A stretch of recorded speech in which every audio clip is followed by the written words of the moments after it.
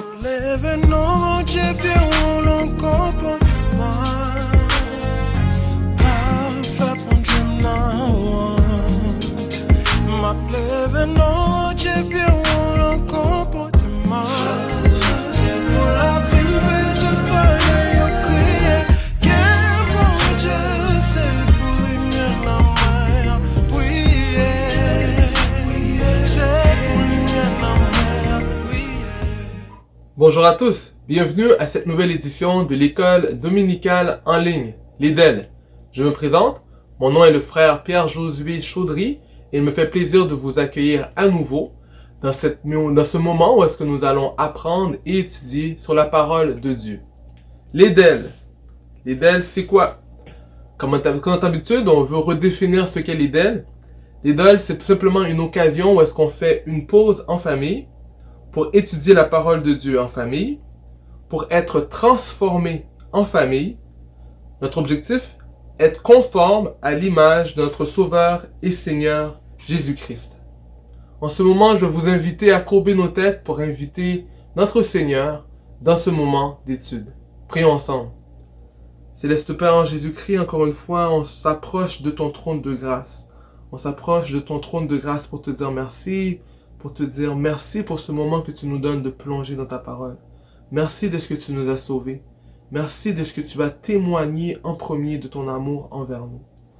Te présentons ce moment, Seigneur, par ton Saint-Esprit, te demandant de parler en nos cœurs. Parle en notre esprit. Parle à notre intelligence, Seigneur. Parle-nous, Seigneur, Père, à tout notre être entier, pour que nous puissions savoir quoi faire, pour que nous puissions connaître tes voies, connaître tes lois, connaître les lois de ton royaume. Oh Dieu, je te prie d'utiliser ma voix. Je te prie d'utiliser, Seigneur, tout ce qui est possible pour que nous puissions nous rapprocher de toi, Seigneur. Nous avons besoin de toi et nous avons besoin de faire tes commandements et d'être tes témoins. Fais-nous la grâce d'être tes témoins et d'être des témoins efficaces. Te prions cette prière dans le nom précieux de ton Fils Jésus-Christ, par celui qui vit et règne au siècle des siècles. Amen. Donc, nous voilà prêts. Nous allons commencer la leçon d'aujourd'hui. Nous poursuivons cette leçon 5, la leçon 5 qui a pour titre « Témoigner pour Christ ». Donc, nous avions commencé cette leçon qui se retrouve dans ce fascicule « Le chrétien rempli de l'esprit, la formation du disciple ». On avait entamé la leçon 5 la semaine passée, « Témoigner pour Christ ». Et aujourd'hui, on va poursuivre avec la partie numéro 2. La dernière fois, l'EDEL. Retour sur la semaine passée. La semaine passée, on avait commencé par définir le mot témoigner. Témoigner, selon le Larousse, c'est faire connaître par ses actes ou ses paroles les sentiments qu'on nourrit à l'égard de quelqu'un, de quelque chose. Exemple, nous leur avons témoigné de l'intérêt. Deuxièmement, c'est être. Être la marque, la preuve de quelque chose. Son expression témoignait la surprise. Donc, témoigner, c'est transmettre quelque chose, faire connaître par ses actes ou ses paroles les sentiments qu'on nourrit. Et deuxièmement, c'est être. Par la suite, on avait défini le terme ambassadeur. Selon le Larousse, être ambassadeur, c'est un représentant permanent d'un État auprès d'un État étranger, accrédité auprès du chef d'État et dirigeant la mission diplomatique. Ce représentant personnel du chef de l'État pour un temps limité ou une mission donnée dans plusieurs pays. Donc, un ambassadeur, si on le met dans nos propres termes, c'est quelqu'un qui représente un État. On avait défini ce qu'était un royaume, le royaume de Dieu, et nous sommes tous citoyens en tant que chrétiens du royaume de Dieu. Donc, être ambassadeur, c'est représenter dans ce monde déchu, dans ce monde perdu, le royaume de Dieu. Le royaume qui avait un plan initial de bonheur et d'amour. Le premier point que nous avions vu la semaine passée, c'était le défi. La leçon 5, premier point, le défi. On avait vu plusieurs versets dans celui-ci. 1 Jean 1, verset 3. Oui, Ce que nous avons vu et entendu, nous vous l'annonçons, à vous aussi, afin que vous aussi, vous soyez en communion avec nous. Or, la communion dont nous jouissons est avec le Père et avec son Fils Jésus-Christ. Donc, dans ce verset-là, on nous explique que témoigner, c'est de parler de ce que nous avons vu et entendu. Témoigner, c'est raconter chez les siens, tel que vu dans Marc 5, verset 19. Témoigner a comme objectif le ministère de la réconciliation. Donc, on avait vu que pourquoi témoigner, c'était de ramener les gens à la connaissance de qui est Christ. Nous avons vu, nous avons expérimenté l'amour de Christ, la vérité de Dieu, la relation avec Dieu, et nous voulons à notre tour inviter d'autres personnes à vivre cette relation avec Christ. On avait parlé de différentes raisons de témoigner, selon 2 Corinthiens 5, versets 9 à 14. C'était pour plaire à notre Seigneur, c'est parce que nous allons être évalués pour notre mission, c'est par rapport aux récompenses qui y sont associées, c'est pour développer un bon sentiment de fierté, c'est développer notre conviction encore plus, et comme on avait dit plus tôt, c'est pour développer notre ministère qui nous a été confié, le ministère de la réconciliation. Pour finir, on s'était laissé avec cette citation de El Sani qui nous dit « Témoigner, c'est bien regarder le Seigneur Jésus et dire aux autres ce que vous avez vu. » Donc, le point numéro 1, c'est un grand défi qui nous a été confié. Le défi, c'est de témoigner qui est Dieu. Donc, aujourd'hui, on va poursuivre avec le point numéro 2 de la leçon. Le point qui a pour titre « Un témoin efficace ». Un témoin efficace. Comment témoigner pour Christ. On va commencer avec quelques citations. Dieu n'en a pas choisi beaucoup comme avocats, mais il nous appelle tous à être des témoins. Donc, dans ce point-là, nous voyons que c'est un point qui est juridique. On sait que à la cour, il y a un avocat, il y a des témoins, il y a un juge. Mais là, on veut parler de la vérité. On veut témoigner de la vérité. Comme l'image que j'avais choisie, on prend la barre et on parle. On parle aux autres de ce que nous avons vu et de ce que nous avons entendu. Donc, ce n'est pas avocat que nous sommes appelés à être. On ne doit pas défendre la cause de Dieu. Parce qu'il y a un seul avocat dans le royaume de Dieu, c'est Jésus-Christ qui se tient comme avocat. Nous, notre rôle, c'est plutôt d'être des témoins, de partager à d'autres, de raconter à d'autres. C'est pas tout le monde qui est avocat, tout le monde n'a pas fait ses études très poussées, très avancées, mais tout le monde peut être appelé à la barre et raconter à d'autres ce qu'ils ont vu, ce qu'ils ont entendu, ce qu'ils ont expérimenté. Deuxième citation, témoigner, ce n'est pas seulement une activité, c'est une façon de vivre. Les chrétiens ne font pas du témoignage. Ils sont des témoins, bons ou mauvais. Efforcez-vous d'améliorer votre témoignage pour Christ. Donc, en tant que chrétiens, nous sommes appelés à être plusieurs choses, mais dans ces choses-là, il y a aussi être des témoins. Être des témoins, c'est être ce qui atteste de la vérité, comme nous avons vu dans la définition de témoigner. Nous sommes appelés à être ce qu'est le royaume de Dieu. Nous sommes appelés à le vivre pour que d'autres personnes puissent nous regarder et voir Christ en nous. Voir la vérité que nous vivons en nous. Voir la lumière. La lumière, c'est la vérité, c'est la parole de Dieu qui émane de nous. Donc, nous sommes appelés à être des témoins. Donc là, ça redéfinit un peu ce qu'est la sanctification. Lorsque le Saint-Esprit nous sanctifie, c'est dans un seul objectif, c'est pour que notre lumière puisse mieux briller. Ainsi, quand nous brillons mieux, les autres peuvent mieux voir Christ qui vit en nous. Donc, nous ne sommes pas appelés à faire, mais nous sommes appelés à être. Donc, comme deuxième point, pour être des témoins efficaces, on nous présente trois façons de témoigner. Il y a témoigner par son amour, témoigner par sa vie et témoigner par sa parole. Donc aujourd'hui, on va se concentrer seulement sur le premier point, la première manière de témoigner, témoigner par son amour. Témoigner par son amour. L'amour de Dieu, un amour désintéressé.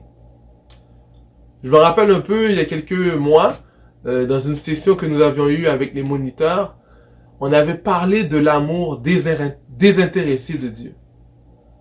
C'est quelque chose que, personnellement, j'ai beaucoup de difficultés à comprendre, mais je vous invite à réfléchir avec moi, c'est quoi l'amour désintéressé?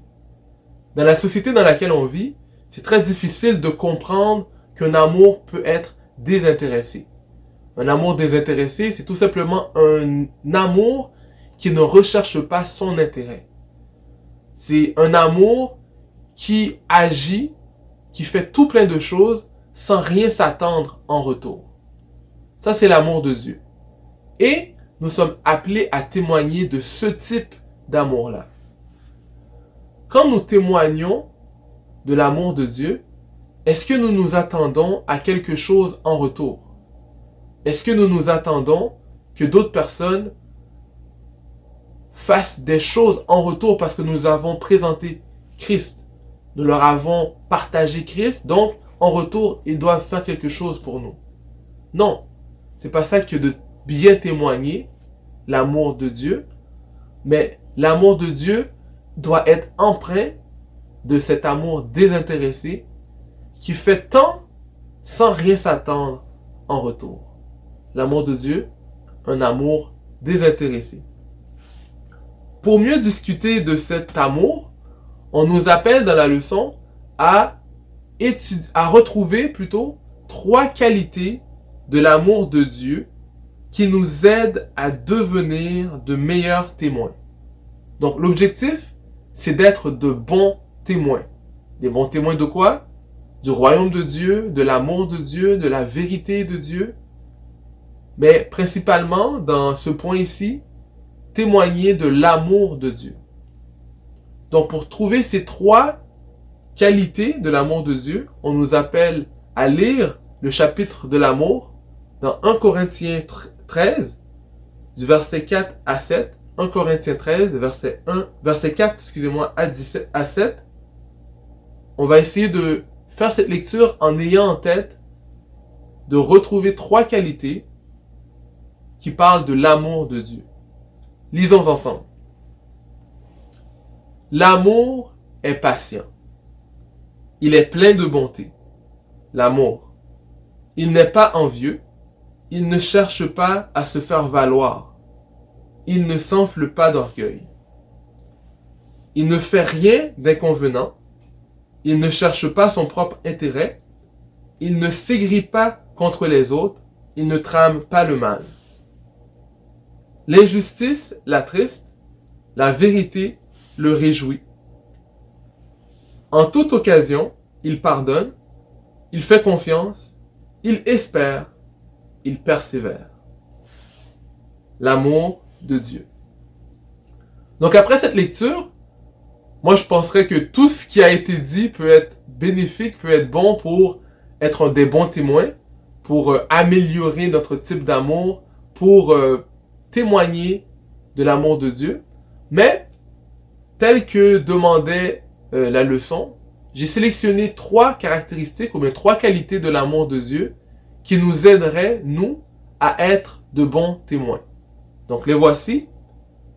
L'amour est patient. Il ne fait rien d'inconvenant. La vérité le réjouit. Donc c'est les 3 qualités que je vous propose de voir avec moi pour améliorer notre témoignage de l'amour de Dieu. La définition de la patience. On nous dit que l'amour de Dieu est patient. Comment est-ce que nous, en devenant plus patients, on va améliorer notre témoignage? Une des choses qui me dérange beaucoup c'est l'impatience. Moi là, je me définis comme une personne de très posée, de très calme, de pas stressé, de analytique, qui prend le temps de réfléchir. Donc quand je me sens brusqué, que je sens de l'impatience, ça me dérange beaucoup. Mais je veux transposer ça à l'amour de Dieu. Quand on veut vraiment témoigner de l'amour, on peut pas être brusqué. On peut vraiment vivre un amour lorsqu'on est patient, lorsqu'on prend notre temps et lorsque on apprécie chaque moment dans l'amour. Donc, la patience, selon le Larousse, se définit comme suit. Qui fait preuve de patience, de tolérance et de calme. Donc, tolérance. Lorsqu'on témoigne à d'autres, sommes-nous tolérants? Est-ce qu'on fait preuve de calme? Si on est tolérant et calme, ça va améliorer le témoignage et mieux démontrer aux autres ce qu'est l'amour de Dieu.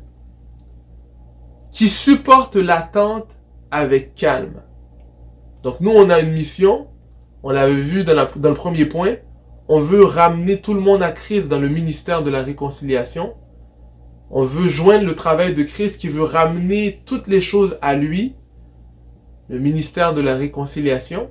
Donc nous, qui avons vécu l'amour de Dieu, on voudrait que, instantanément, tout le monde retourne tout de suite à Christ. Mais, à l'instar de notre témoignage personnel, ça peut prendre du moment, ça peut prendre un certain temps. Donc, on doit supporter l'attente avec calme. Il faut faire preuve de patience. Qui persévère avec constance dans son effort. Il faut être patient dans notre travail. Donc, une personne n'a pas accepté notre message. Est-ce qu'on va se laisser abattre? Est-ce qu'on va tout abandonner? Ou plutôt, est-ce qu'on va persévérer avec constance dans son effort? La constance. C'est quoi la constance? Moi, surtout pendant le moment de pandémie, je me suis adonné un peu plus à mes hobbies d'artiste. Et pour que je puisse progresser, il y avait un seul mot-clé dans tous les cours que j'avais pris, la constance. Il faut tout le temps en faire un peu chaque jour, et en faisant un peu chaque jour, on pouvait percevoir l'amélioration. Donc, c'est la même chose avec notre témoignage. Il faut être constant. C'est pas une journée on vit l'amour de Dieu, et puis l'autre journée, on est fâché, on envoie promener tout le monde. Non, il faut vraiment faire preuve de constance et d'être rigoureux tous les jours pour témoigner et être ce que Dieu représente. Après ça, on fait qui est fait ou doit être fait avec patience, calme et persévérance. La patiente observation des faits. Donc les synonymes de la patience, c'est le calme, flegmatique, impassible, imperturbable, placide. Donc, j'ai vraiment l'image d'un océan qui est patient, qui est calme, qui est fort, qui est imperturbable, que rien peut vraiment déranger et qui avance constamment vers son objectif. Donc, pour témoigner de l'amour de Dieu, il faut témoigner de la patience qui est inclus dans l'amour de Dieu. Le deuxième point, l'amour ne fait rien d'inconvenant. L'inconvenance. Ça me fait vraiment réfléchir quand que je parle d'inconvenance et de témoigner de l'amour de Dieu. Parce que quand que je parle de témoigner, il y a toutes sortes de choses qui me viennent à l'esprit qui sont inconvenants. Je parle aux gens qui veulent envoyer les gens en enfer s'ils n'acceptent pas la vérité de Christ. Je parle des gens qui sont en train de brusquer, qui ne laissent pas les gens réfléchir, ni les gens exercer leur droit, leur libre arbitre, mais qui veulent forcer les gens à venir en avant et à pleurer dans le trône comme eux ils ont pleuré. L'inconvenance, il ne fait rien d'inconvenant. L'inconvenance, c'est quoi? C'est qu'il n'agit pas conformément aux convenances, à la bienséance. Un fait qui est important à noter, quand on parle de bienséance, la bienséance, c'est tout le temps relié à l'environnement. Donc, pour être un bon témoin, il faut regarder l'environnement dans lequel on veut témoigner. On veut être un témoin. L'exemple qu'on dit souvent, c'est qu'on voudrait être de bons témoins au travail. Qu'est-ce qui est bienséant au travail? Comment est-ce qu'on peut être un témoin de la vérité au travail, ou à l'école, ou dans la famille? Dans ces trois contextes-là, la bienséance est différente. Mais il faut se rappeler que l'amour de Dieu, respecte ces environnements-là et ces cadres, et il ne fait rien d'inconvenant. Quand vous voulez témoigner de l'amour de Dieu, restez-vous dans la bienséance. Restez-vous dans ce qui est convenant.